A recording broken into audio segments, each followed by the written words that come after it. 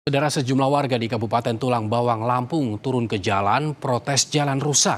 Protes dilakukan dengan menggelar aksi tangkap ikan dan berendam di kubangan jalan rusak.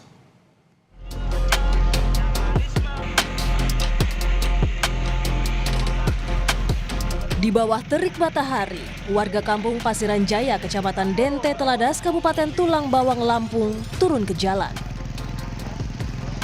Mereka meluapkan kekesalan yang sudah lama terpendam akibat jalan rusak yang tak kunjung diperbaiki. Ruas jalan yang seharusnya menjadi urat nadi penghubung justru berubah menjadi kubangan lumpur. Beberapa warga menangkap ikan di kubangan seolah menegaskan jalan itu tak lagi layak sebagai jalur transportasi. Memang jalan ini sangat-sangat kami butuhkan karena ini adalah akses ekonomi utama kami. Kami penghasil padi ribuan ton di wilayah Kampung Pasiran Jaya. Dan juga kami, masyarakat kami, anak-anak kami itu butuh menuntut ilmu melewati jalan ini. Dan kami berharap dengan kondisi yang ada sekarang ini, pemerintah bisa lebih peduli dengan kami.